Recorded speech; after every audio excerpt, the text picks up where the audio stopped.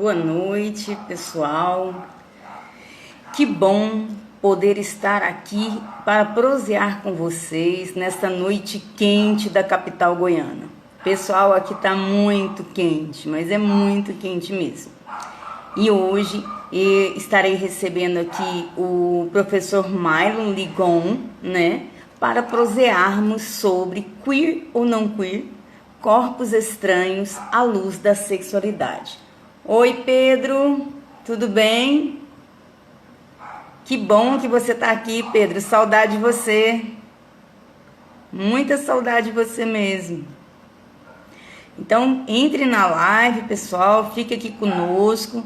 Deixe seu comentário. Venha prosear. É momento de interação e de conhecermos, né, sobre essa temática que foi pesquisa de mestrado do professor Mylon.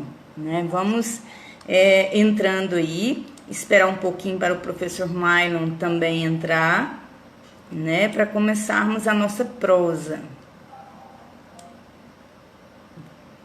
Esperar uns 5 minutinhos aí, que o pessoal vai entrando, né, para que possamos conversar.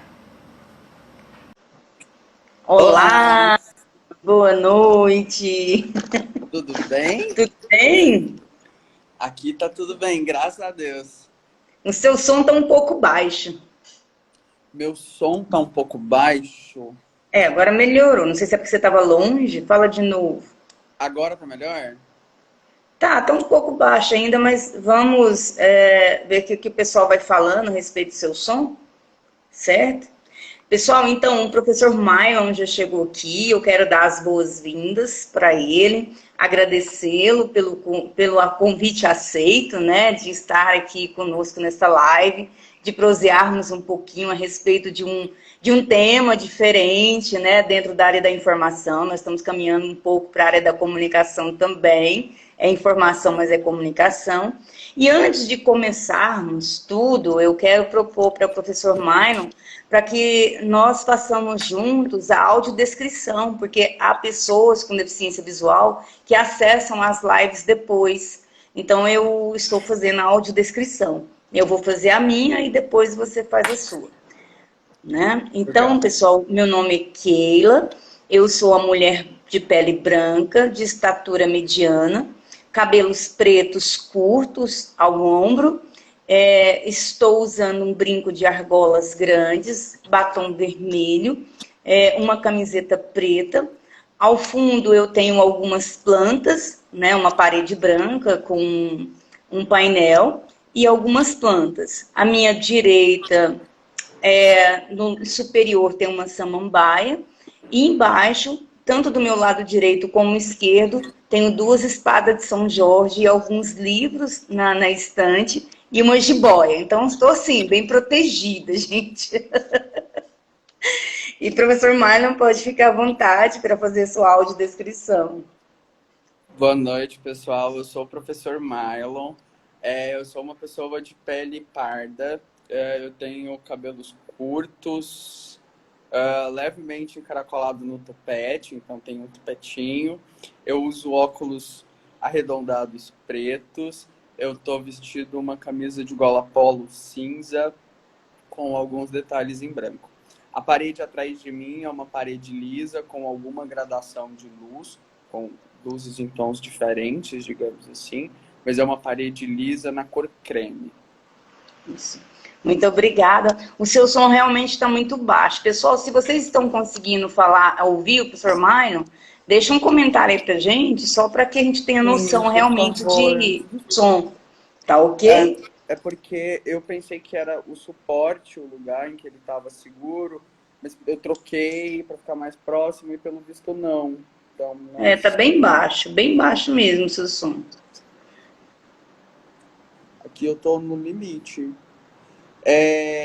Queres que Aí eu melhor. saia e entre de novo para ver se melhora? Você que sabe, ou às vezes você coloca um foninho, não sei se vai resolver, Eu acho que o fone não vai resolver o mas problema, se você mas quiser sair e posso. entrar novamente, não tem problema. Eu saio muito rápido e Está já muito volto baixo, o pessoal tá falando. para tentar melhorar isso, para ver o que a gente consegue fazer. Tá baixo mesmo. Tá, vou sair e já volto. Tá bom.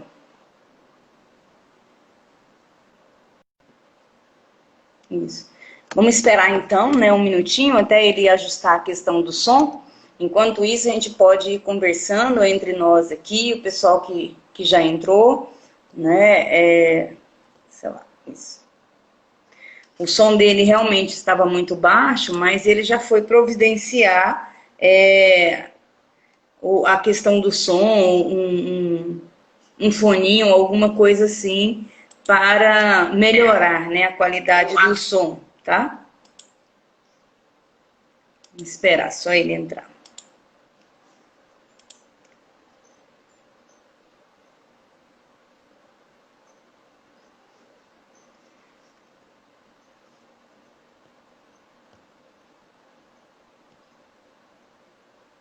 Isso, ele já voltou aqui.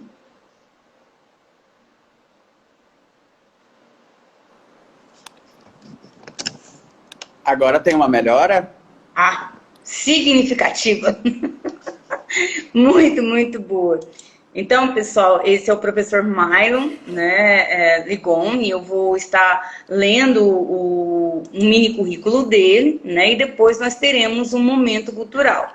Então, para que vocês conheçam, o professor Mylon, ele é doutorando em comunicação pela Faculdade de Comunicação e Informação da Universidade Federal, onde também fez o seu mestrado pela mesma instituição em 2018, graduada em Comunicação Social com habilitação em Publicidade e Propaganda pela Faculdade Araguaia em 2014, possui experiência profissional na área de comunicação com ênfase em mídias on e offline.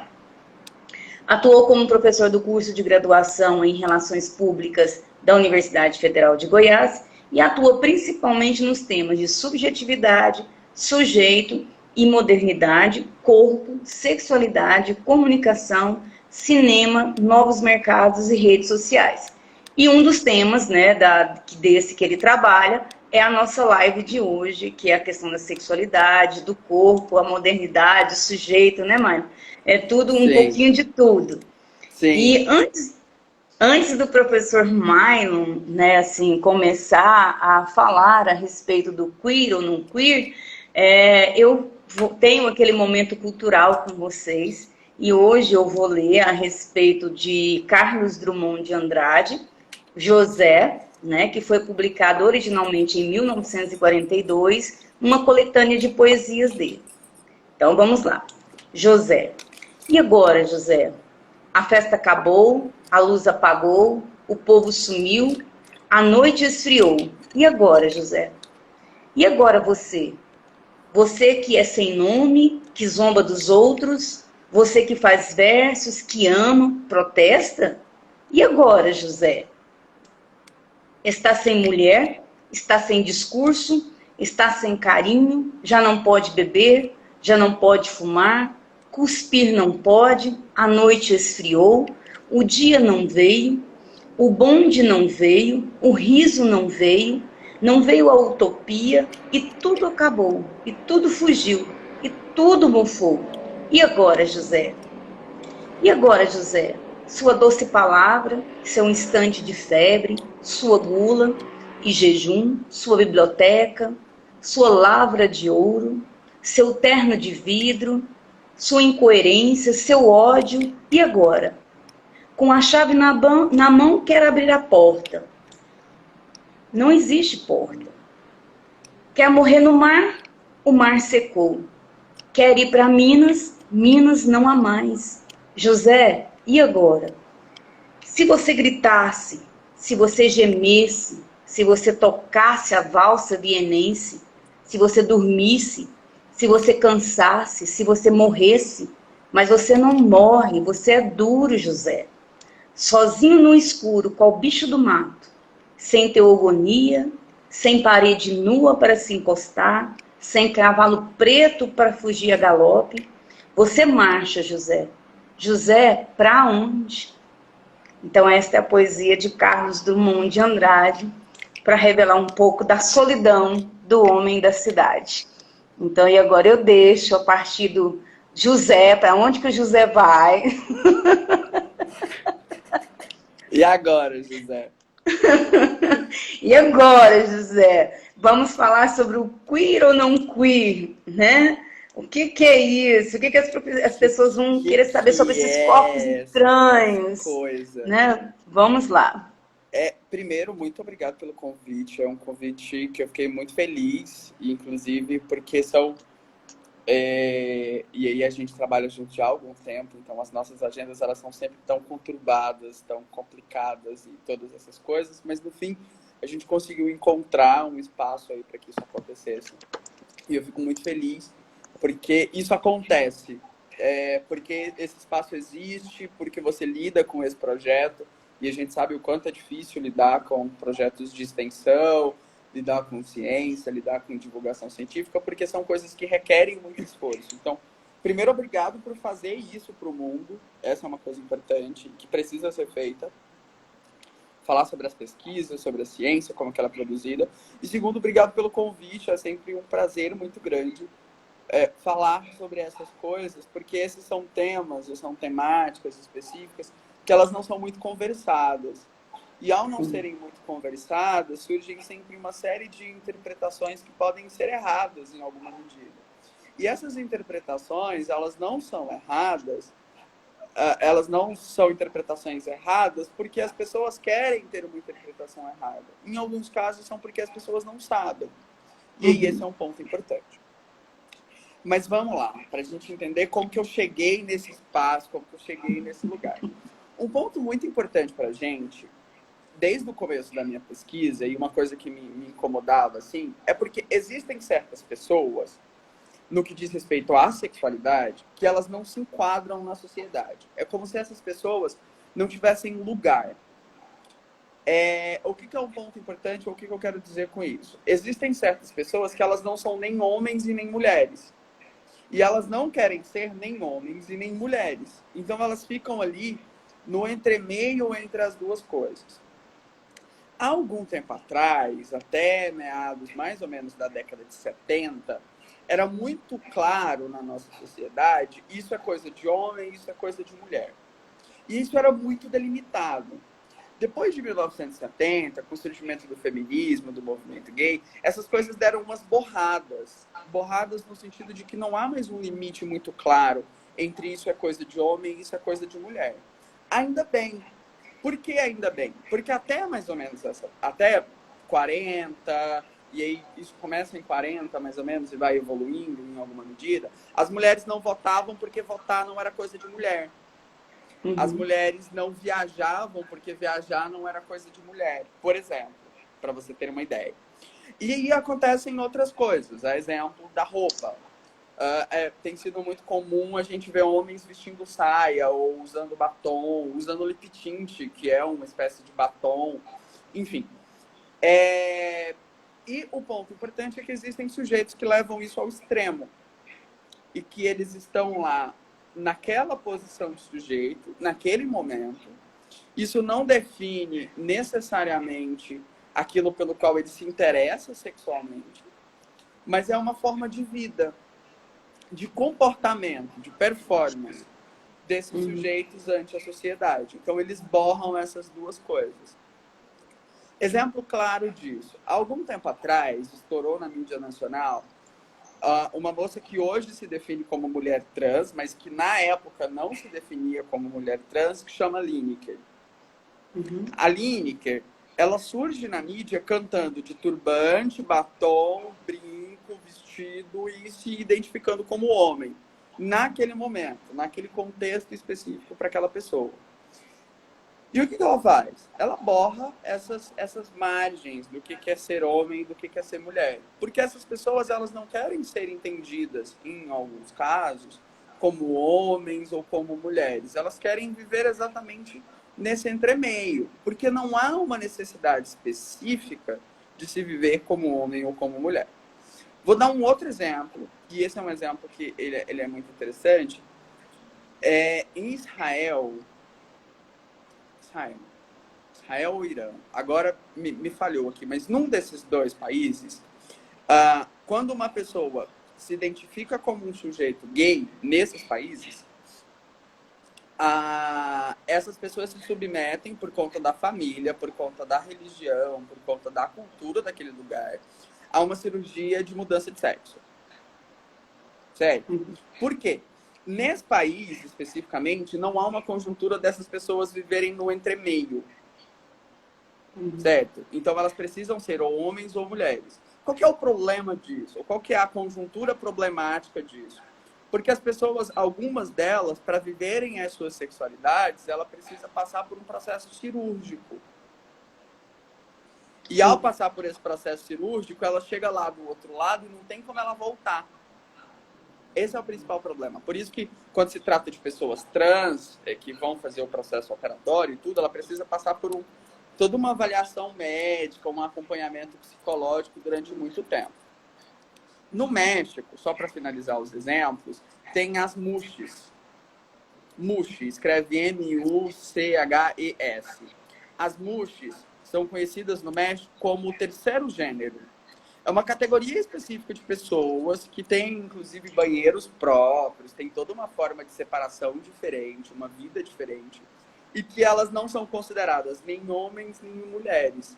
Em alguns casos, elas nascem com uma configuração corporal específica, mas elas se entendem como mushes.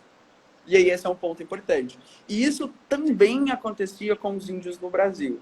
Várias tribos indígenas passavam e se entendiam nessa perspectiva. Tá. Então agora eu já dei uma localizada para entender o que são esses queers. Os queers são, então, esses sujeitos que estão aí no entremeio, entre aquilo que é ser homem e aquilo que é ser mulher. No sentido corporal, do corpo, da configuração do corpo, e no sentido de prática também. De ter relações amorosas e sexuais com pessoas do mesmo sexo, com pessoas do sexo distinto.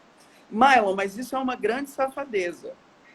Minha avó disse isso para mim quando eu contei para ela.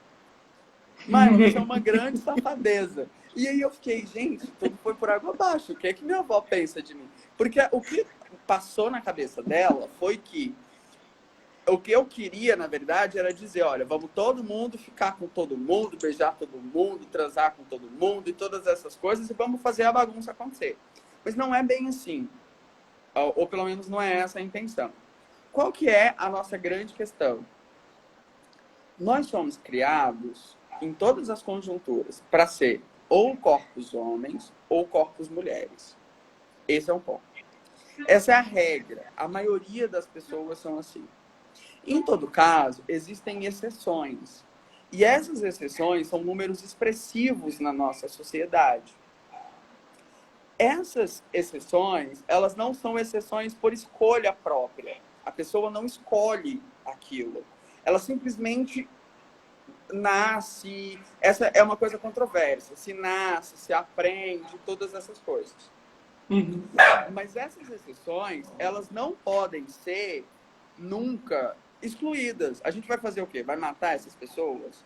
Vai pôr no campo de concentração? Vai excluir da sociedade? Vai espancar essas pessoas? Fazer tratamento de choque para que elas mudem os corpos, os pensamentos, as ações? São coisas que não dá para acontecer. Então, a gente precisa, na verdade, encontrar uma conjuntura para que essas pessoas, sendo estranhas, sendo estranha aqui tem um sentido de fora do centro, fora, à margem, diferente. Sendo estranhas, elas tenham minimamente uma qualidade de vida, uma política pública efetiva, uma organização social inclusiva para garantir que essas pessoas possam, de alguma forma, ter acesso a uma vida digna. Esse é o ponto mais importante. Sim. Só para terminar o contexto, então a sexualidade, ela não é uma sexualidade, ela não é uma prática pura e simples. A sexualidade, ela vai ser um conjunto de instituições médicas, legais, uma pedagogia. Eu vou ensinar a menina como se sentar, eu vou ensinar o menino como se sentar, eu vou ensinar como que deve se vestir, eu vou ensinar, inclusive, e essa é uma coisa importante, a gente aprende a se depilar.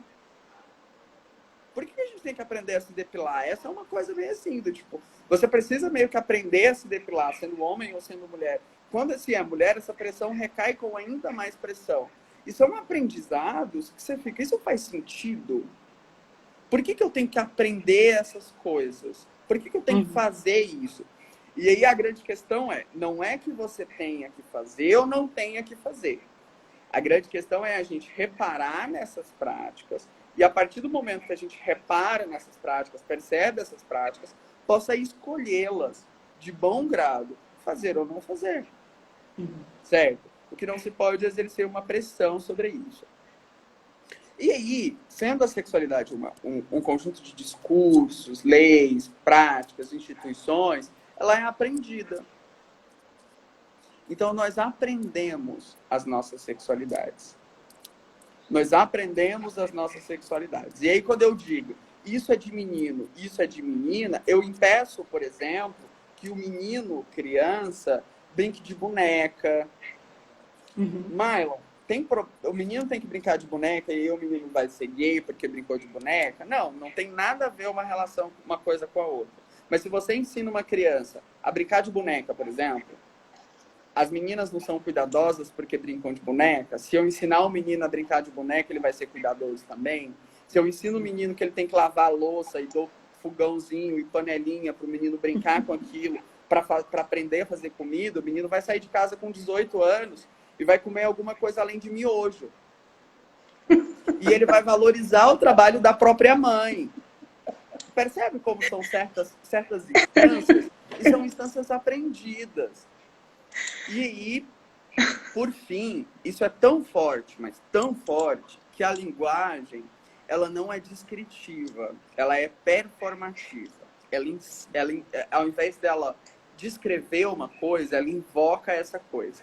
Vamos pensar uma ultrassom.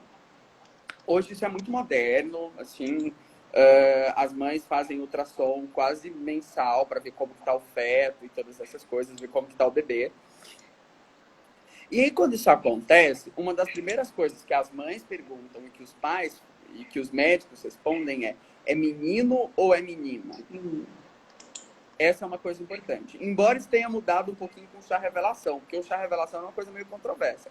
A mãe faz a ultrassom, mas ela não descobre. É os outros que descobrem para depois contar para ela. Complicado, mas vamos lá. Quando o médico diz é menino, ou quando o médico diz é menina, ele não está descrevendo aquele corpo. O que ele está fazendo é invocando um corpo. Ao dizer é menino, ele já determina como que ele deve se comportar, como que ele deve se vestir, qual profissão ele deve ter, que privilégios ele vai carregar, qual que é a perspectiva dele no mercado de trabalho, se o pai vai ter que tomar cuidado com esse menino ou não, quando ele sai na rua sozinho à noite. Então, eu não estou descrevendo, eu estou invocando um tipo de comportamento, um tipo de sexualidade, ele vai ter que ter relacionamento com mulheres, na maioria das vezes. Então, essas são coisas que são caixinhas que foram construídas e que elas precisam ser rompidas. E os sujeitos queers, ao se mostrarem no mundo, ao ganhar espaço na mídia, ao ganhar espaço na vizinhança, ao ganhar espaço na vida, o que eles fazem é denunciar isso. Olha, isso que você aprendeu como sendo de mulher, na verdade não é uma coisa de mulher. Tem esses sujeitos, em alguns casos, são gêmeos, univitelinos, têm o mesmo DNA, o mesmo tudo. Um é queer e o outro não é queer.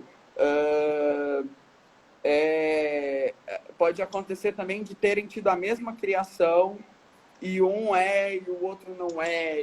Enfim, essas são coisas que dão para ser aprendidas, porque a sexualidade, no fim das contas, é essa instância aí em que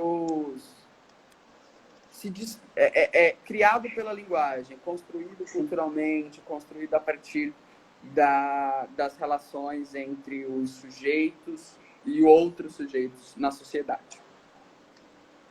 Isso mesmo. Você quer começar a responder perguntas? Às vezes você prefere bater um papo assim, ao invés de explanar, isso fica bem a seu critério. Se você quiser explanar mais, não tem problema. Mas se você pode... deixa eu só dar mais um exemplo, que essa foi a minha discussão de mestrado. E aí a minha Fica à vontade. Doutorado, ela explora esse processo, só que ela explora a partir de uma perspectiva da ciência. Só para dar o panorama geral, a grande coisa da ciência do nosso tempo é que a ciência do nosso tempo ela faz uma molecularização das coisas. Vamos de novo nesse termo que ele é complicado. Molecularização. É transformar em moléculas. E isso é tão doido, Keila, mas tão doido. E eu tô tão fascinado com isso, porque é tão bacana. Porque, assim, a ciência do nosso tempo, ela transforma certas coisas em comprimidos. Ela transforma menopausa em estrogênio ou na ausência do estrogênio. Ela transforma prevenção e liberdade em anticoncepcional. Ela transforma ereção em Viagra. Ela transforma felicidade em Prozac. Em suma, eu estou criando um processo no corpo que a gente toma o tempo inteiro e ingere o tempo inteiro e tá ali o tempo inteiro. A sensação de relaxamento, ela provém de relaxante muscular no nosso tempo. Que atira a primeira pedra a pessoa que não toma aí pelo menos 2 Dorflex, 2 relaxantes muscular por semana, por quinzena. Essa é uma coisa que a gente toma que não percebe. Nossa, eu tô tão cansado, tô tão dolorido, vou tomar um Dorflex. Para quê? Para que eu possa, enfim, eu vou tomar um Dorflex, tomar um banho, jantar e dormir. Para que eu possa, enfim, descansar. E essa é uma coisa que está presente na nossa vida e que interfere no nosso corpo. E sobre alguns corpos, principalmente esses corpos queers e o corpo feminino, isso é ainda mais forte. O remédio mais consumido no mundo hoje é o anticoncepcional. Sim. Ele é consumido por quase todas as mulheres do mundo. Quase todas as mulheres do mundo tomam ou já tomaram anticoncepcional em algum momento da vida. Ou vão tomar, porque elas dependem disso. A segurança dela, quando ela deixa na mão do homem, de tipo, vai ter que usar preservativo e todas essas coisas para não engravidar, pode acontecer de dar qualquer coisa errada. E a mulher é prevenida. Então, ela prefere tomar o anticoncepcional dela do que contar lá no momento. Então, esse é um ponto importante. E a nossa vida tem caminhado para isso. Esse é um ponto bacana para a gente pensar. Vamos ver o que isso vai virar no futuro. Sim. Você quer explanar mais alguma coisa ou você quer responder algumas perguntas aqui? Eu quero responder as perguntas. Eu acho que as perguntas é bacana porque a gente vai num bate-volta e aí eu acho que é uma conversa, fica mais fácil e menos chato eu falando o tempo todo. Então, pessoal, a gente lançou, né, durante o dia uma enquete e aí vieram muitas perguntas para o professor Mylon, porque realmente é um assunto diferente, pouco discutido, como ele mesmo disse, né? Então, o queer não tem gênero específico. Pode gostar qualquer pessoa, independente do gênero dela. É isso que você falou. É isso? Sim. Tá. Sim. Então, pelo que entendi, o queer, ele quer ter um direito civil no Estado sem querer respeitar as normas de um Estado. Tipo, isso é uma pergunta, tá? A pessoa enviou que é algo que ela fica pensando, certo? Uhum. Eu quero ter os direitos de casado sem me casar.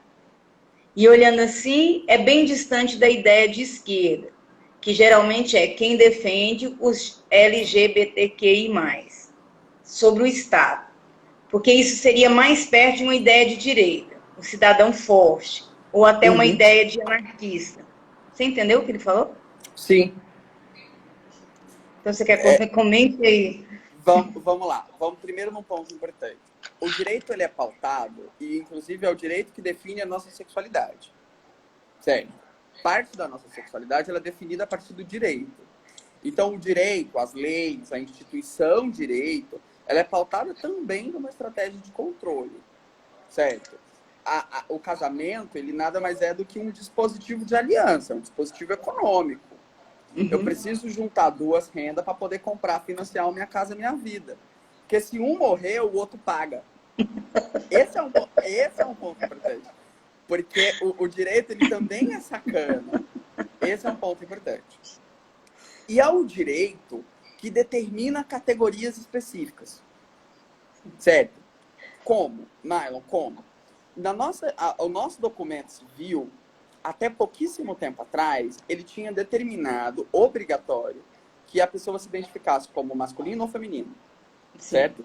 Então é ele que determina essa categoria. Até pouquíssimo tempo atrás, qualquer pessoa que não se reconhecesse dessa forma, ela não existia para o Estado. Uhum.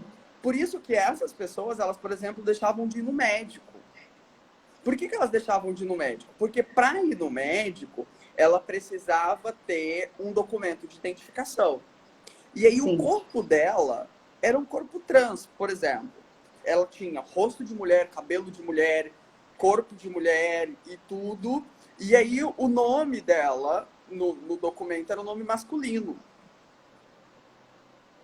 E aí você fica, como que essa pessoa... Aí chama, vai lá e chama fulano. E aí vem uma fulana. De uma mulher. Uhum. Então, o Estado funciona dessa forma. O que o corpo queer entende, ou o que o queer percebe enquanto uma questão política, é que essas categorias, elas são infundadas, porque elas não conseguem abarcar todo mundo. Então, temos duas estratégias possíveis. Primeiro, ou abolir essas categorias, que aí tá muito próximo de uma ideia anarquista das coisas. Olha, vamos tocar fogo nessas categorias e vamos seguir a vida. Ou a segunda possibilidade, criar tantas categorias quanto seja necessário para lidar com a complexidade da vida das pessoas. Essas são duas propostas, e são duas linhas teóricas de ação e tudo. As duas podem funcionar, em todo caso, com algum problema, porque o mundo ele não dá conta das nossas possibilidades. Uma lei demora 10 anos para ser criada, 5 anos para ser criada, quando ela entra em vigor já não funciona mais. É verdade. Tem um que mandou assim: eu me vejo como um homem, gosto de mulheres e não sinto desejo sexual por homens. Acho o casamento algo muito desnecessário e brega. Aí eu vou te falar a sigla porque eu não sei como pronuncia. Ele colocou MGTOW. É MGTOW, é isso que fala? MG TOW. Como se fosse MGTOW, uma coisa assim. Eu não sei. Aham. É uma sigla para homens que seguem seu próprio caminho. E evita ao máximo relacionamento de médio a longo prazo, por haver incentivo do patriarcal. Eu não aceito rótulos do tipo marido, namorado, ficante, crush, divorciado. Simplesmente me relaciono com a garota e ela se relaciona comigo e pronto. Se for bom, mantém. Mas como eu enjoo fácil, logo termino. Será que eu sou isso aí, um queer? E aí ele sorri. Não, não, não. As coisas não tá necessariamente relacionado com isso. Vamos lá. O queer, ele geralmente está relacionado com uma postura que quer dinamitar aquilo que é gênero, o que é ser homem e o que é ser mulher. Então, a postura política está aí. Esse está o ponto. Esse é um ponto muito importante. Geralmente, isso se materializa nos corpos, numa perspectiva política, de mesclar, de fato, aquilo que é de homem e aquilo que é de mulher. Em casos mais extremos, isso pode chegar a intervenções cirúrgicas e afins. Esse é um ponto. A sua postura, ao ter uma postura hétero e cis, significa que você se identifica com o gênero que você nasceu, com o sexo que você nasceu, não tem nada a ver com queer. Com relação à questão da postura que você tem, da filosofia de vida que você tem com o MGTOW, de seguir uma questão de ter o seu próprio caminho e seguir a sua própria perspectiva de ação com relação aos relacionamentos, está muito mais relacionado com uma perspectiva de escolha. Certo? Uhum. Por que uma perspectiva de escolha? Porque você pode escolher ser assim. Esse é um ponto importante. Olha, eu não gosto de ter relacionamentos a longo prazo e aí eu escolho não ter relacionamentos a longo prazo porque você não gosta. Essa é uma questão de escolha. A orientação sexual, que geralmente está lá muito próximo dos queers, não é uma questão de escolha, é uma orientação. Eu gosto de homem, eu sou homem e gosto de homem, eu sou mulher e gosto de mulher. Então não é uma escolha. A pessoa sente tesão, sente prazer naquilo E ao sentir prazer naquilo, ela se localiza naquele contexto. Então, a sua questão está muito mais relacionada com uma postura de filosofia de vida, Isso. inclusive que pode mudar no decorrer da sua vida. Tá. Ter sentimentos para com alguém do mesmo sexo faz desse alguém homossexual? Depende do sentimento. Depende do sentimento. Esse é um ponto importante. O homossexual, ele está relacionado com uma perspectiva de atração sexual. Certo? E aí você tá lá, você tem atração sexual. Você quer transar com essa pessoa. Você quer ter uma relação sexual com essa pessoa. Sendo do mesmo sexo que você, sempre... E aí você só sente atração por uma pessoa do mesmo sexo que você seria homossexual. Se porventura você sente atração por homem, sente atração por homens e sente atração por mulheres, você é bissexual. Ok, Mylon, eu tenho sentimento por essa pessoa do mesmo sexo. Eu sou homossexual? Não. Eu amo meus amigos, eu tenho um sentimento muito forte de proteção, de cuidado, de amar mesmo, de estar lá junto para o que precisa, de ouvir na hora que precisa, de fazer todas essas coisas. E isso não tem nada a ver com minha sexualidade. Eu não quero ter relações sexuais com eles. Assim como acontece da gente amar um primo, amar uma mãe, amar a filha, amar a mãe, eu amar o pai. Enfim, todas essas coisas. Então, o sentimento, ele está necessariamente desvinculado do desejo. Sim. Certo? O desejo é aquela vontade de ir lá e ter uma relação sexual com essa pessoa. É isso mesmo. Tem uma pessoa que tem uma pergunta, você começou a comentar a respeito disso, mas agora eu acho que vai aprofundar um pouquinho mais. Como uma criança tão jovem pode ter o conhecimento para se enquadrar numa lógica de transexualidade? Olha, essa é uma questão extremamente complicada. Por que é uma questão extremamente complicada?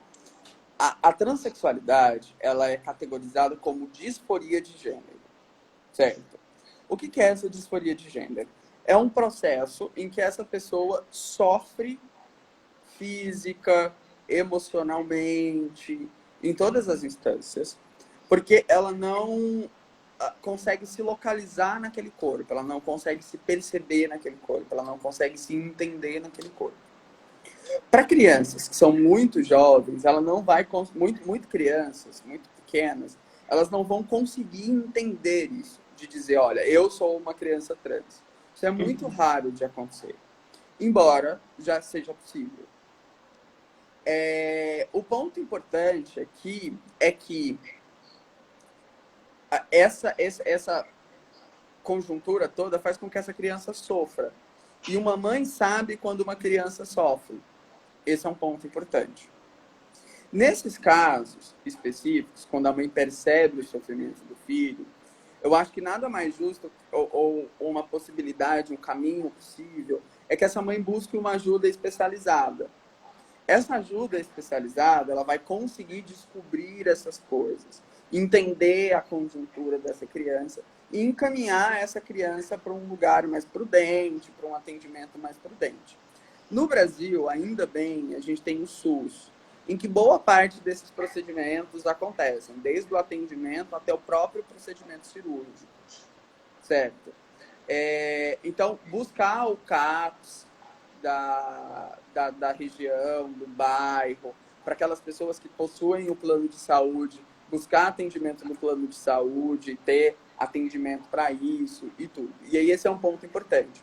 O detalhe é que não há uma conjuntura, ou os pais precisam estar muito atentos, que não há uma conjuntura dessa criança mudar aquilo. E não é erro dos pais. Esses são dois pontos importantes. Não adianta a coisa que o pai faça, aquilo não vai mudar, não é uma fase. Sim. E ela não pode escolher. Se ela pudesse escolher, ela não passaria por aquilo, certamente.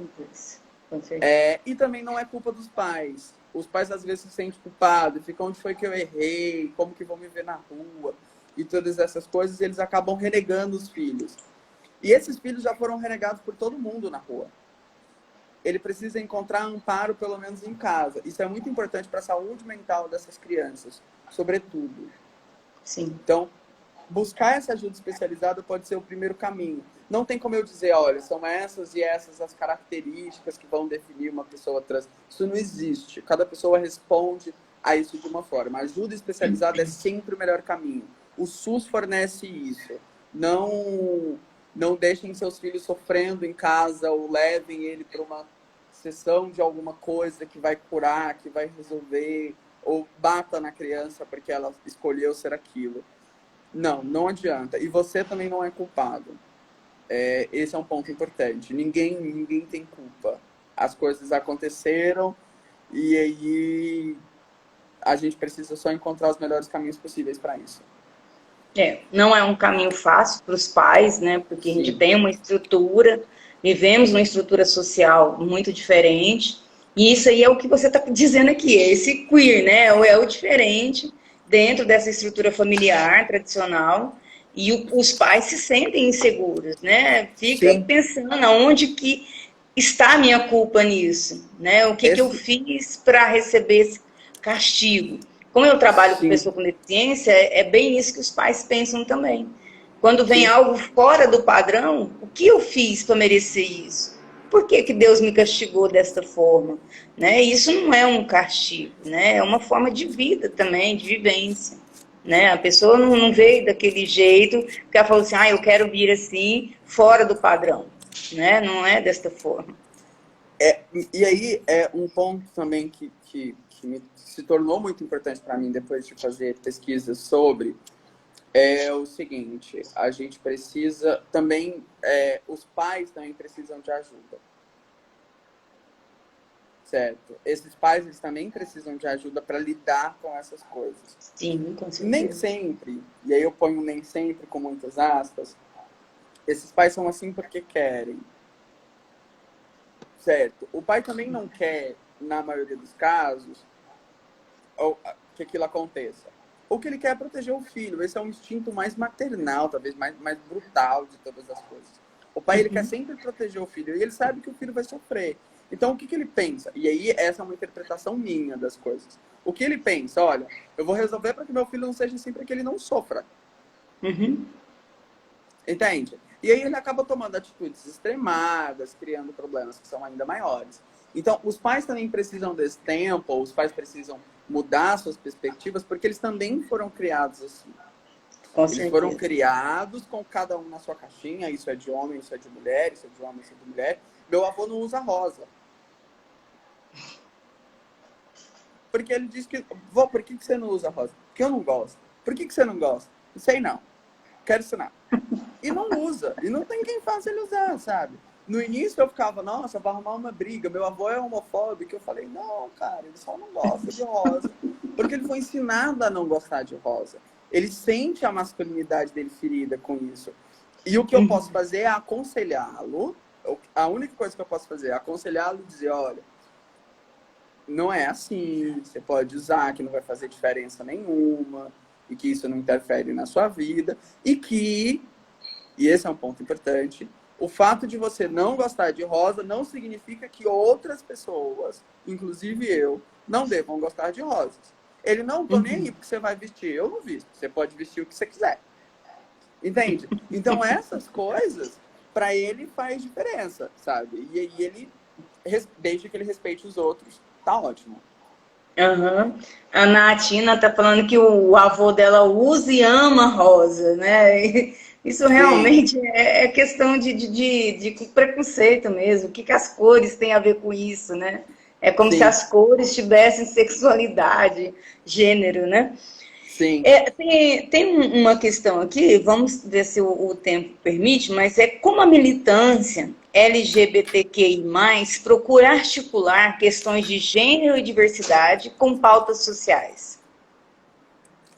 Como a militância tenta articular, eu fiquei um pouco perdida aí. Questões de gênero e diversidade com as pautas Uhum. sociais. Olha, esse é um ponto importante, porque, primeiro, as pessoas precisam de ter sempre políticas públicas mínimas para que elas tenham existência. Esse é um ponto. O que é as políticas públicas? O Estado precisa garantir que as pessoas tenham uma vida minimamente digna. Sim. Ponto. Quando a gente parte do pressuposto, ou quando a gente parte do pressuposto, não, quando a gente parte de uma série de dados que mostram que nós somos o país que mais mata LGBTQI+, no mundo,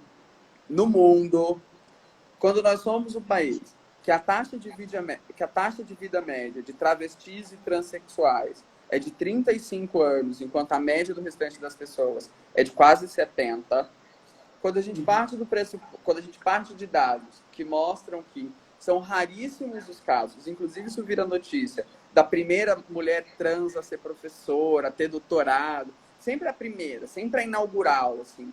E isso em 2018, 2017, há não muito tempo atrás, a gente tem uma conjuntura muito problemática. O que a militância faz nesse sentido? A militância tenta estabelecer essas políticas públicas específicas para fazer isso funcionar. Essa militância ela acontece nas universidades, ela acontece nos movimentos sociais, ela acontece nas câmaras legislativas e afins. Isso tem acontecido no Brasil com certa frequência.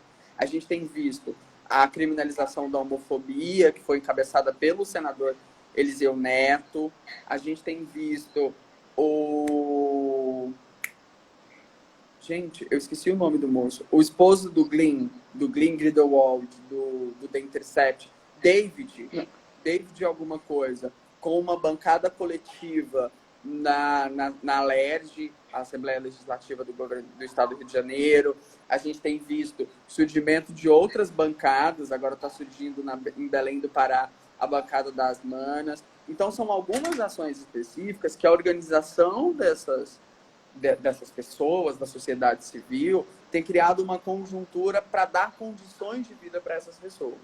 Enquanto nós não tivermos, e aí eu falo em nós enquanto sociedade, uma conjuntura capaz de criar políticas públicas efetivas para essas pessoas, nós não vamos ter uma conjuntura de existência. Porque a gente vai fazer o quê? Vai pôr essas pessoas para morrer? Vai mandar essas pessoas embora? Vai deixar essas pessoas morrer à míngua? Elas são pessoas. Antes de ser números, elas são pessoas com histórias, são pessoas com vida, com família, sentimentos. Com amigos, com sentimentos. São pessoas que sentem dor, que sentem frio, que sentem fome. Isso. A gente precisa pensar nessas coisas, certo? A Nath acabou de falar aqui, lá no Rio de Janeiro, sim, as pessoas. Miranda. São pessoas. Então, essas pessoas... E aí, esse é um ponto importante. E aí você começou lendo um poema. Tem um poema do Bertolt Brecht que eu sou a favor de ler, porque... E ele é muito curtinho. Eu vou só deixar o celular aqui. Faz parte. Cultura faz parte. Esse é um ponto importante, porque já que a gente está tocando nessa pauta. Um dia vieram e levaram meu vizinho que era judeu. Como eu não sou judeu, não me incomodei. No dia seguinte, vieram e levaram meu outro vizinho, que era comunista. Como não sou comunista, não me incomodei. No terceiro dia, vieram e levaram meu vizinho católico. Como não sou católico, não me incomodei. No quarto dia, vieram e me levaram. Já não havia mais ninguém para reclamar. Então, essas coisas, a vida, se a gente não se preocupa com cada uma das instâncias... Com o coletivo, né? Com o coletivo, com o próximo. Um dia isso chega para a gente. Com certeza. E se a gente não vigia o direito do outro, não vigia... E aí vigia o direito, vigia a vida, não. Aquilo que a pessoa faz da vida dela não é problema nosso, gente. Deixa a galera lá. Tipo, que diferença faz se seu vizinho transa com homem ou transa com mulher? Você que vai transar com ele? É igual a questão do casamento. Não pode casar homem com homem, mulher com mulher. Gente, você vai casar com a pessoa? Você vai casar com outro homem? Mas não pode fazer isso em lei, porque as crianças vão virar gays, porque estão vendo um gay casando. Gente, a gente passou... Os gays tudo é autodidata, porque aprendeu tudo sozinho. E aí, agora, depois de As outras crianças vão aprender porque vê outro beijo. Todo gay é filho de um casal hétero. Não tem gay filho de gay até então. Todo mundo é filho de um casal hétero. E essas pessoas não aprenderam a ser héteros. Então não tem como se aprender a ser hétero. Assim como não tem como se aprender a ser gay. Esse é um ponto. Nesse poema do Bertolt Brecht, ele é uma realidade sobre questão de responsabilidade coletiva, né? A responsabilidade coletiva. E hoje as pessoas, não todas, mas a grande maioria estão muito individual, né? É o meu problema, eu quero resolver aquilo que vai resolver algo para mim, que vai melhorar a minha vida, né? Se o meu vizinho não está bem, o problema é dele, ele que procure se dar bem na vida, e não é assim. A gente sabe que as Sim. políticas públicas, as melhorias sociais, elas vêm a partir de coletividade, né? Nos organizarmos no coletivo e brigarmos por um bem comum, né? É assim que as coisas funcionam. E é importante a gente pensar nisso, que está quase na época de eleições. De quase nas épocas de eleições, justamente. E as né? coisas mudam, e as coisas começam a mudar de alguma forma nas eleições municipais. Então lembrem para quem vocês votam para vereador, escolham isso muito bem, escolham um prefeito muito bem. São coisas que fazem diferença nas nossas vidas e a gente nem percebe. Analisar os projetos, né? Porque eu acredito que a gente tem que começar a analisar os projetos. Não é só ouvir o que eles estão falando, o que eles estão postando, mas ir lá atrás e ver o que eles arquivaram como projeto de trabalho. Né? Então tem pessoas que falam, eu sou a favor da educação. Mas você não vê isso lá no projeto dele, bem explícito. Né? Então é isso, eu acredito que a conscientização tem que vir a partir disso. Então, vamos começar. Tem um questionamento aqui, e aí eu vou te falando por partes, porque ela desmembra em algumas outras perguntas. Saber por que tantas siglas, é muito difícil de saber todas. A questão do LGBTQI+, né? E aí eles vêm perguntando que é transgênio, aquelas siglas todas, né? O que é essa tanto de siglas? Então, esse é um problema. Eu sou um pouco contrário a essa perspectiva desse tanto de siglas, desse tanto de letra. É uma sopa de letrinhas, de fato. E dependendo do lugar, as pessoas usam LGBTQI, Q+, XLS Pro, enfim. São sempre muitos termos. E aí a gente tem duas conjunturas. Primeira conjuntura, importante. Eu preciso nomear. Certo? Se eu não nomear esse sujeito, se eu não nomear essas práticas especificamente, eu não tenho políticas públicas efetivas para essas pessoas. É o que acontece, por exemplo, com o travesti. Se a gente pensar travesti, se ela não for nomeada como travesti, não se identificar como travesti, eu não vou saber que existem travestis. Que tem uma vida específica, que tem uma forma de vida, de ação específica, que tem um trabalho específico, uma renda específica, uma cor de pele específica, uma classe social específica, enfim. Esse é um ponto. O problema do nomear é porque quando eu nomeio, eu crio as diferenças, certo? Aqueles que não são aquilo. E aí precisam de um outro nome. É por isso que estamos sempre criando uma nova sigla, ou colocando uma letra nova nessa sigla. Porque eu preciso enquadrar essas novas possibilidades. Então eu tenho uma sinuca de bico que ninguém conseguiu resolver ainda. Esses sujeitos precisam ser nomeados para existirem. Então, para isso, existe uma sigla, uma letra específica e todas essas coisas. Esse é o primeiro ponto. E existe um problema, porque sempre que eu nomeio, eu deixo alguém de fora. E aí eu preciso colocar uma letra a mais na sigla, criar um nome novo, criar uma perspectiva nova. E aí eu acabo criando essa sopa de letrinha. Atualmente, a sigla é LGBTQI+.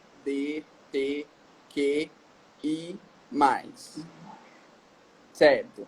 Daí eu tenho L de lésbicas, G de gays, T de travestis e transexuais, e em alguns casos... tem o D? Tem o D antes do B? Não. Ó, L, eu tenho que anotar, porque eu me perco. Não, então é G, B, T, Q, I+. Certo? Essa é a mais comum, é a mais usual. Existem algumas variações delas.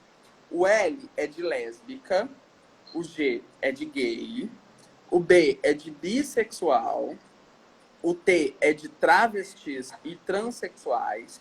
E aí um ponto importante. Essa sigla aqui é norte-americana, certo? Nos Estados Unidos não existe travesti. Travesti é uma terminologia e é uma coisa que existe no sul da América. Essa é uma coisa muito legal. Sabia. Não existe em outros lugares. Essa palavra não existe em outras linguagens. O T, no Brasil, em alguns casos, ele vai aparecer como TT, um de travestis e outro de transexuais. Aí eu tenho os queers, certo? Que é o Q.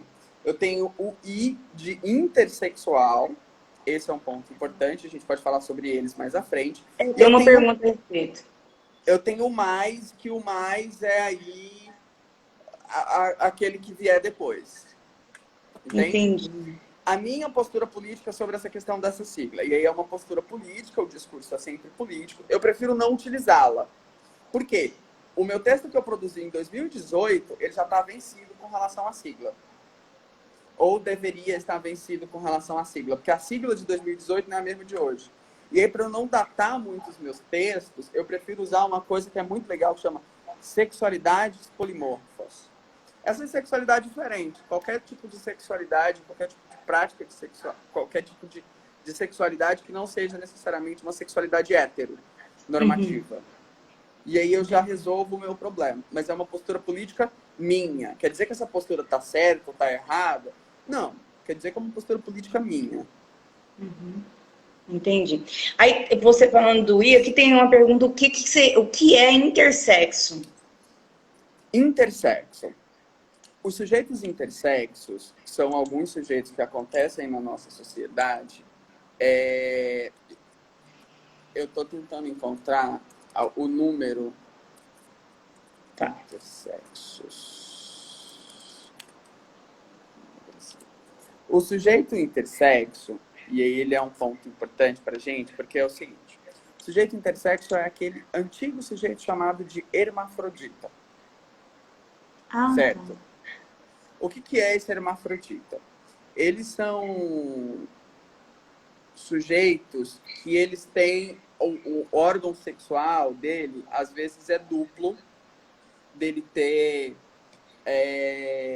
vagina e próstata, vagina e testículo, ou às vezes ser mais desenvolvido para um lado ou mais desenvolvido para o outro, e todas essas coisas. Em suma, o órgão sexual dessa pessoa é intermediário ou duplo, certo? E aí tem uma categorização médica para dizer o que é, até que ponto é um pênis e até que ponto é uma vagina. Tem toda uma categoria médica, como se fosse uma espécie de régua. Tantos centímetros é um pênis, tantos centímetros é um clítoris, enfim, essas coisas. Qual que é a grande questão do intersexo na nossa sociedade, ou na nossa conjuntura específica? Esses sujeitos, eles são definidos como intersexo quando eles nascem, certo? E aí, quando eles nascem,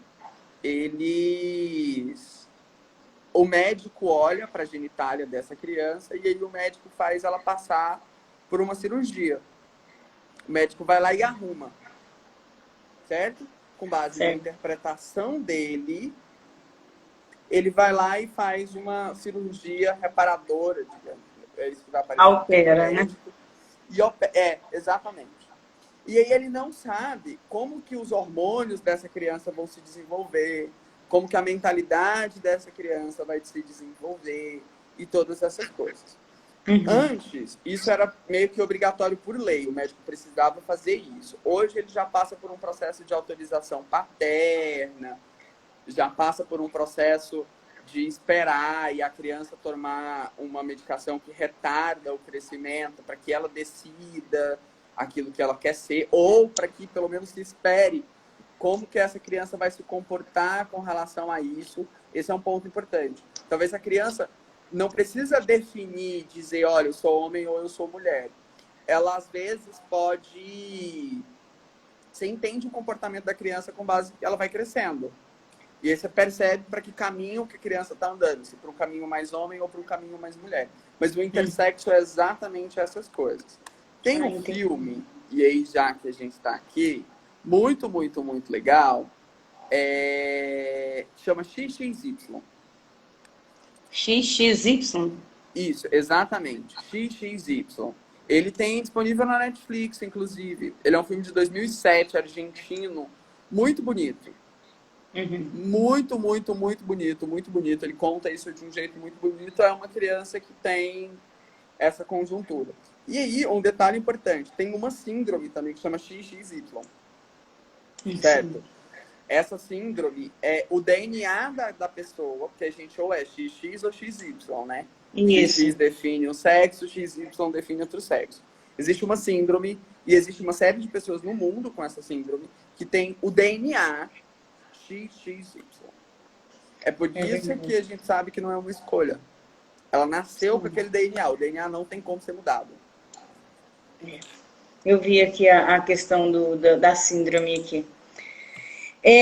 Você é uma pessoa queer? Pessoal perguntando. Se eu sou uma pessoa... Não sei, eu sou uma pessoa gay. Eu não sou uma pessoa queer porque ele requer uma postura que eu não tenho coragem no Brasil. No sentido físico, no sentido de comportamento. E por que eu não tenho coragem? Porque é violento. E aí eu não sei, eu fui criado o tempo inteiro para tolir um pouco a minha sexualidade, muito embora eu viva a minha sexualidade abertamente, não é uma coisa que eu escolha. E eu acabo não vivendo certas coisas. Eu não teria coragem nunca de sair, botar um salto e uma saia, por exemplo, só para dar um exemplo mais banal, e sair de casa e entrar no ônibus. Não teria O coragem. Vinícius, você lembra do Vinícius, não lembra? Sim, Ele é lembro um do queer. Vinícius. O Vinícius é um sujeito queer. Ah, O Vinícius é um sujeito queer. entendi. Porque ele é justamente isso, né? Lembro Sim. dele no início da E faculdade. o Vinícius tem muita coragem. Muita coragem. É preciso ter muita coragem. E o Vinícius já passou por uma série de violências. Sim, Por uma série de violências. Eu já passei por uma série de violências e, assim, eu não sou tão padrão, mas eu também tenho os meus privilégios, sabe? Eu não sou passado. Se a pessoa me vê, ela sabe que eu sou gay. Esse é o ponto. Mas eu tenho meus privilégios. Eu consigo hoje não andar mais de carro, não andar mais de ônibus, que era um dos lugares que a violência era um pouco mais eminente. Moro em um lugar relativamente tranquilo, então eu não tenho certas preocupações de chegar em casa de noite, essas coisas. Consigo ir em determinados espaços e outros não. Enfim, isso me dá uma certa segurança, uma sensação de segurança ali. Mas é uma conjuntura muito violenta. Esse é um ponto. A gente não está pronto para viver ainda uma conjuntura mais tranquila, assim. E aí a gente tem que tomar certos cuidados. É triste, mas aí no meu caso, eu preferi isso a comprometer, quem sabe, a minha integridade física, porque eu sou muito medroso, eu não nasci para apanhar. Mas assim, o seu corpo físico chegou a ser. Foi só com palavras ou o seu corpo? Que chegaram a Não, ter violência? eu nunca cheguei a ter sido violentado, assim, de apanhar. Só quando era criança na escola. Mas aí você fica naquela coisa, será que isso foi homofobia ou não foi homofobia, essas coisas? Mas criança na escola, ela tá lá para apanhar também. Acontece, por mais que isso não seja legal, eu sofri um pouquinho na escola com relação a isso. Mas depois que eu cresci, eu nunca fui violentado. Assim, de alguém me bater e tudo, nunca. Isso nunca aconteceu, graças a Deus. Mas você vê o olhar torto, você vê a pessoa te xingar, você vê alguém fazer alguma piada. Nossa, eu odeio os moços que fazem a coleta do lixo, porque eles não podem ver uma pessoa gay, pelo amor de Deus. Eles sempre têm uma piada, e eu sempre fico com medo deles jogar um saco daquele na minha cabeça. E aí foi uma coisa que eu fiquei com muito, uma coisa que eu tenho muito medo. Tipo, pelo amor de Deus, eu vou jogar esse lixo aqui. Mas são certas violências que te marcam de alguma forma, que você precisa lidar com elas.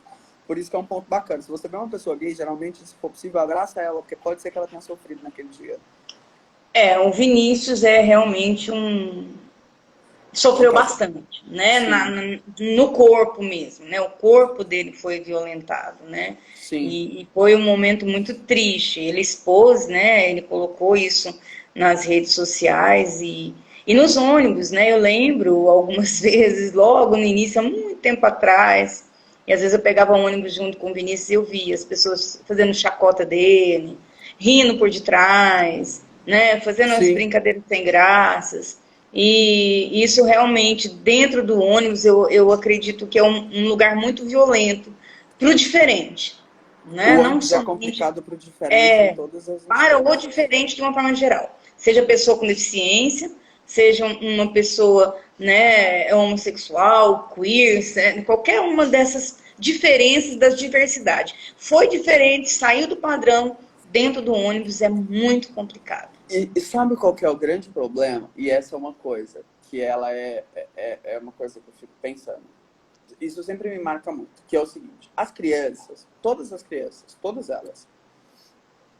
são sempre muito curiosas. Muito, muito curiosas. Quando ela vê qualquer coisa que não seja aquilo que ela está acostumada, ela vai olhar e ela vai apontar.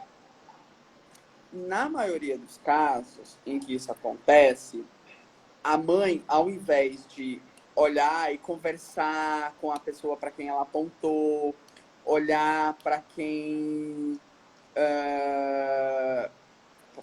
para a criança e explicar aquilo, a mãe puxa a criança e fala, não aponta. E aí ela puxa a criança e vai embora com a criança. Ela não explica isso para a criança. Isso é muito comum dentro do ônibus também. Sim, sim. A mãe não É. explica de dizer, olha, filha, ou Mas é olha, porque filho. nem ela não sabe como explicar, mãe. Esse é o grande problema. É igual colocar aqui agora. Precisamos promover um debate sobre isso. Colocou aqui, né? Por que eu não promovo um debate? Porque precisa mais Sim, falar mais sobre isso. Né? É porque eu acredito que muitos pais não conseguem explicar para os filhos.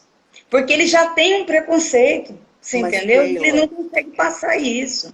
a grande questão, e aí esse é um ponto, a maioria das pessoas acha que para criança precisa tudo ser muito bem explicado, muito bem elaborado, muito bem não sei o quê. Para criança é preciso ser simples. Pai, por que, que o homem tá beijando o outro homem? Ai, meu bem, porque ele gosta do outro homem. Isso. Bom, Querem participar. essas coisas Mas você pode ter que acontecem. certeza que para os pais isso não é fácil de explicar. Sim, sim, sim, sim. Esse é um ponto importante. Os pais também não sabem sobre essas coisas. E aí a Não gente sabem. precisa criar uma conjuntura. Talvez os Quantas espaços. vezes a gente estava com a Vitória dentro do ônibus e as pessoas. A Vitória é uma pessoa com síndrome de Down. Na época ela era Uhum. criança. Quantas vezes, a hora que ela sentava, a pessoa saía do lado dela? Era o prazo da Vitória. Não que ela ia descer no ponto, mas é por causa da deficiência. Sim, Então as pessoas acham que é contagioso. E inclusive tem uma pergunta que uma pessoa nos enviou aqui, que deixa eu me ver aqui, que é justamente isso. Se estar perto de uma pessoa LGBTQI+, ou ter acesso à informação sobre a homossexualidade, coloca em perigo o bem-estar das crianças? Então as pessoas ainda têm isso, é uma pergunta, sim, ela está perguntando. sim, sim, sim. Ó, e esse é um ponto importante. Gente, primeiro ponto, isso não é doença, tá? Não é uma doença. Assim como a deficiência também não é uma doença, no sentido que se espera de algo como relacionado a um contágio e todas essas coisas. Primeiro ponto importante, essas pessoas elas precisam estar bem resolvidas com a própria sexualidade delas. Esse é um Uhum. ponto. Não há uma escolha. Eu vou escolher fazer isso. Vocês acham mesmo que se fosse um processo de escolha, a gente escolheria passar por esse tipo de coisas? De sofrer de bom grado? Esse é o primeiro ponto. O segundo ponto importante é que, não sendo uma doença e não sendo uma escolha, isso não é passível de ser passado. Entende? Então não dá pra você, passou e aí hoje eu tô me sentindo gay. Não é um estado de espírito. Não é uma coisa que você sente. E aí vamos abrir uma ressalva muito importante, é que assim como a homossexualidade não é doença, Assim como a síndrome de Down não é doença e não é contagiosa, não existem outras doenças ligadas à homossexualidade. Não existe essa de, tem AIDS porque é gay, ou é gay e tem AIDS. Ou é gay e tem uma doença sexualmente transmissível, ou tem uma doença sexualmente transmissível. Não, isso não existe. Isso não existe, tá? Não existe essa de, ele tem isso porque é um castigo de Deus. Inclusive para as pessoas com deficiência. Nasceu com essa deficiência, foi castigada para castigar a mãe, porque a mãe não sei o quê. Não, gente. Cada pessoa tem sua própria sina, tem sua própria cruz e tem sua própria história. Esse é um ponto importante. Essa história, ela não pode ser mudada. E aí essa é uma coisa pessoal. Eu acho que você nasce com um caminho meio determinado ali. Assim, certas coisas. Porque Deus é brincalhão. Mas, por outro lado, você pode escolher como que você vai fazer esse caminho. Se você vai fazer esse caminho plantando flor ou jogando pedra. E esse é um ponto importante. Se você faz o caminho jogando flor, plantando flor, quando você voltar nesse caminho de novo, quando você precisar voltar, você vai ter as flores para deixar mais de boas o caminho. Se você faz isso jogando pedra, essa pedra vai só construir muros e muros e muros e muros e muros. E à medida em que você constrói muros e muros e muros e muros e muros, uma hora você não vai conseguir atravessar esses muros. Com certeza. Ou ele vai cair em cima da tua cabeça. Esse é um ponto importante. Desses dois caminhos não tem como fugir. Não Às vezes tem fica como em cima da fugir. cabeça, pelo menos acorda para a vida, né? Não tem como fugir. Ou você vai ter que pular o muro e você não vai conseguir, ou ele vai cair em cima da tua cabeça. São os dois caminhos possíveis. Esse é um ponto importante. Tá. A gente está caminhando já para o final, mas tem uma perguntinha aqui que a pessoa tem dúvida. Qual a diferença entre homofobia e transfobia? Qual que é a diferença entre homofobia e transfobia? Vamos primeiro separar o que é homossexualidade de transexualidade. São duas coisas distintas. A homossexualidade está relacionado com eu sentir o desejo por uma pessoa do sexo igual ao meu. Então, vamos pensar uma pessoa com pênis que sente desejo por uma outra pessoa com pênis. Certo? Então, aqui eu tenho uma conjuntura de homossexualidade. Eu tenho desejo por aquela pessoa que tem o mesmo órgão sexual que eu. Ótimo. Vamos pensar numa outra conjuntura, que é da transexualidade. A transexualidade está relacionada com uma disforia mental e corporal. Certo? Então, um sujeito trans, ele não vai conseguir, ele não vai se sentir bem com a genitália que ele tem, com o corpo que ele tem. Isso não se relaciona necessariamente com a orientação sexual dessa pessoa. O que eu quero dizer com isso? Vamos pensar a fulana. A fulana nasceu uma mulher, nasceu no corpo de uma mulher ali, mas ela é um homem trans. Ela faz um processo cirúrgico, médico cirúrgico, e aí ela passa a ter uma configuração corporal de homem, certo? Mas O Tami é um trans? Isso, um homem trans, exatamente. Mas aí ela pode gostar de homens. Uma coisa não está relacionada à outra, tá? Esse é um ponto importante. A orientação sexual que define a homossexualidade não está relacionado com a configuração corporal, que define a transexualidade. Isso parece muito complexo, parece muito bagunçado. Quando eu contei isso pra... E aí minha avó é minha baliza, era minha baliza dessas coisas. Quando eu contei isso pra minha avó, aí ela olhou pra mim e falou, então pra que ela fez isso tudo? Ela não podia ter só ficado com o homem, tinha resolvido o negócio? Pra ela é muito simples, né? Pra ela era uma coisa fácil de resolver. Se ela queria ficar com o homem, ela tava fácil, já tava lá mesmo, né? Eu falei, não, vó, mas não é assim. Aí eu fui explicar e tudo, aí ela entendeu. Aí ela, meu filho, tá bom. Esse era um ponto importante. Mylon, o que a gente faz com relação a isso? Nada. Não é da sua conta. Não é da sua conta. Simples assim. Simples assim. Essa pessoa ela vai viver a sexualidade dela. Mylon, essa pessoa vai fazer o processo cirúrgico pelo SUS. Eu pago imposto no Brasil. Ah, amor, ok. Eu também pago IPVA, eu não saio andando na cidade inteira. Eu só ando numa parte das ruas. A parte que você anda, eu tô pagando IPVA. Você vai parar de andar? Assim como uma série de outros impostos. E essa pessoa também paga impostos. Certo? Imagina você, um familiar seu adoeceu e tem que pegar UTI. Eu paguei um imposto para que essa pessoa fosse para UTI. Nem por isso eu jogo isso na cara da pessoa. Mas esse é um detalhe importante. Já teve gente que me falou isso. Tá? Sim. Eu não concordo porque sou eu que estou pagando a cirurgia dessa pessoa. Eu não concordo com pagar essa safadeza. Nesses termos. E aí eu falei, cara, mas quantos outros impostos eu pago e não necessariamente utilizo aquele serviço? Sistema único universal, sistema único de saúde. É isso, único. É para todos, para todas as pessoas. Não é para fulano A ou B ou C.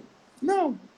E não é da nossa conta esse processo. Verdade. Eu quero ler alguns comentários da Tina aqui, que ela já veio comentando ao longo da nossa conversa, na questão do ônibus, né, que ela comenta que é muito difícil para as mulheres também, por causa do esfregaço, né, desses homens nojentos.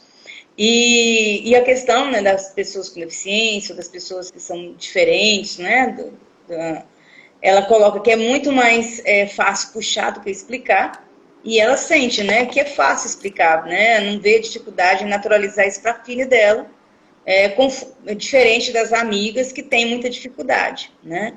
E realmente, Tina, vou te chamar por Tina, as pessoas ainda pensam assim, né, com relação a tudo isso que a gente está falando, né, e realmente é tanto imposto que a gente não usufrui dos benefícios. E tem o humor terapia, aceita que dói menos, essa é a real. E é verdade, aceita que dói menos, porque a gente precisa de aceitar o diferente. Se a pessoa é diferente. Keila, um ponto. Talvez essa questão do aceitar seja uma coisa. E aí é uma coisa muito pessoal minha que eu tenho mudado. Assim. Eu sempre fui muito de me impor, do tipo, aceita, aceita, aceita. O aceitar, ele provoca uma coisa do tipo, eu tenho que estar junto e eu tenho que aceitar essa pessoa. Certo? Naquela conjuntura. Quando isso acontecia comigo, isso sempre me incomodou muito. Eu sabia que eu estava ali por uma certa caridade daquela pessoa. A pessoa estava me aceitando ali naquele momento. Eu acho que ninguém é obrigado a aceitar. E aí é, de novo, uma opinião muito pessoal. Mas todo mundo é obrigado a respeitar. Você não precisa me chamar para sua casa. Você não precisa me chamar para almoçar. Você não precisa dizer que é minha amiga, dizer que me ama, que não sei o que, que não sei o que, que não sei... Não, não precisa disso. Não precisamos desse tipo de migalha. Porém, contudo e todavia, você precisa respeitar o meu afeto, precisa respeitar o meu direito de ir e vir, precisa respeitar o meu direito de consumidor, precisa respeitar a forma como eu me comporto, a forma como eu me visto. E o que é esse respeitar? É não fazer piada, não zombar disso, não me dar uma surra, entende? Respeitar essas pessoas. Tem um rancorzinho, tem um negócio, uma mágoa mal resolvida, guarda isso no potinho, põe no bolso, joga no lixo. Não adianta, entende? E aí a questão do aceitar, eu mudei com relação a isso. É muito comum a gente falar essa coisa do aceitar. Sim. Mael, pessoalmente, eu prefiro uma coisa do me respeita. Me respeita, eu nunca te faltei com respeito. E eu acho que isso, minha mãe sempre falou que respeito cabe em qualquer lugar. Então, se você respeita as pessoas, elas vão te respeitar também. Ao invés de ser uma coisa impositiva. Ah, me aceita e pronto. Sabe? Pensando por esse lado, é realmente o respeito, ele cabe melhor, né, do que a aceitação. A aceitação, ela é impositiva, né? E o respeito é algo democrático, né? Eu preciso de ter respeito, né? E eu aprendi a lidar com essa questão do aceito e do respeita quando eu comecei a entender que ninguém era... que as pessoas não tinham obrigação comigo, assim. O que eu falo de obrigação comigo? Era do tipo, olha, se minha mãe não concorda, por exemplo, com a forma como eu vivo a minha sexualidade, isso é um problema dela, não é um problema meu. Entende? E assim, com minha mãe no começo foi complicado, mas depois foi super de boas. Mas existem outras pessoas que em algum momento da minha vida, elas meio do tipo, ai, eu tô aqui de boas com você, você só não pode beijar fulano na minha frente. Como se eu passasse o dia inteiro beijando, sabe? Na Beijando. frente dela. E essa é uma coisa que eu acho que não é uma coisa que convém para nenhum dos dois casos. Qualquer demonstração de carinho é ok, mas uma coisa exagerada e tudo, eu acho que isso é um problema. Mas eu sempre fui muito dessa. Olha, você me respeita, eu te respeito. Você não precisa me aceitar, mas você tem a obrigação de me respeitar. Eu não imponho a minha presença em lugar nenhum, porque eu acho também que a gente fica azedo. Sim. É, Tem um comentário aí para você, que além de você falar muito bem, é um gato. Ai, obrigado, que vergonha. Ficou vermelho, eu nem acredito nisso. Ai, então eu quero assim Obrigado. agradecer o professor Mylon, realmente assim foi bem elucidativo a respeito do tema, porque realmente essas siglas confundem, essa questão da transexualidade tem hora que é confuso para gente que às vezes está um pouco de fora, não pesquisa, não fala muito sobre isso, porque realmente não é falado muito, né? Não tem muitos debates a respeito. Tem, mas não a quantidade que gostaríamos que fosse, né? E, então, assim, muito obrigada por ter aceito esse convite, ter trazido tantas informações. E eu quero falar para vocês que vão estar, às vezes, assistindo no Instagram. Essas duas lives vão estar disponíveis também no YouTube. Vou fazer uma pequena edição nelas, para que vocês possam assistir de uma forma integral, né, direta, sem ter que passar de uma para outra. Então, vocês também podem acessar lá no canal do YouTube, que é o mesmo endereço do Instagram, é Prof. Keila de Faria. Então, eu deixo agora as considerações finais para o professor Maio. Primeiro, muito obrigado. Essa é uma coisa que eu sempre acho muito bacana de falar, porque a gente precisa conversar sobre essas coisas. Esse é um ponto importante. Eu acho que a conversa, a educação, o afeto, sobretudo, para se ensinar, é preciso que você tenha afeto, certo? Abrem muitas portas. Esse é o primeiro ponto. Então, obrigado pelo convite. É um convite que eu fiquei imensamente feliz em ter recebido. Eu acho que essas coisas elas precisam sim ser conversadas, precisam sim ser debatidas, porque nem sempre as pessoas são más, às vezes elas só estão perdidas. Esse é o Sim. primeiro ponto. O segundo ponto importante, e ele fica como um conselho para o final, além dessa questão do afeto, Marlon, mas eu não sei como eu trato essa pessoa, eu não sei o que eu chamo de menina, chamo de menino, o que eu faço. Pergunta. Como você gostaria de ser tratado? Como você gostaria que eu te chamasse? A pessoa vai responder. Se você pergunta de uma maneira educada, se você pergunta, tem o cuidado de perguntar, tem o cuidado de fazer isso, a pessoa vai entender do outro lado. E se a pessoa foi grossa com você, e se a pessoa não quis te responder e tudo, releva. Tem certo tipo de briga que não vale a pena. Às vezes a pessoa está num dia ruim. Acho que esses são pontos importantes para a gente lidar. Evitar essas coisas são legais. Isso faz um bem danado para a gente. Inclusive de evitar brigando no Facebook, essas coisas. Dito isso, eu espero que as pessoas que vejam, as pessoas que ouçam, que elas consigam, de alguma forma, de alguma maneira, respeitar não só os sujeitos de sexualidade que são diferentes, mas respeitar também os sujeitos que vivem de uma outra forma, que têm um corpo numa outra configuração.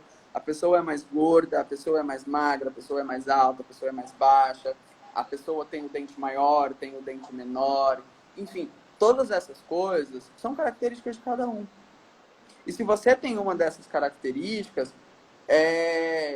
talvez seja isso que te torne uma pessoa tão especial. Não há motivo para sofrer por conta disso. Então, encontre uma forma de gostar de você da forma como você é. E à medida em que você fizer isso, as outras pessoas também vão gostar de você da forma como você é, ou da forma como você quer ser percebido.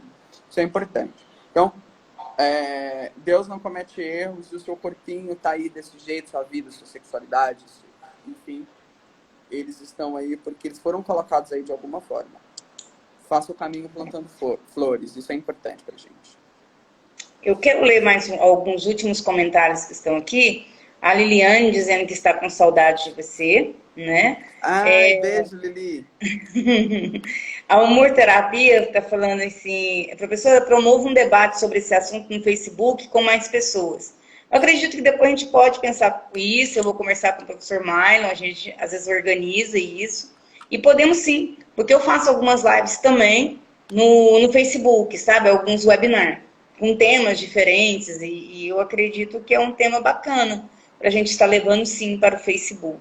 Né? Então a Natina também fala, eu amo esse assunto, gosto de aprender porque é necessário.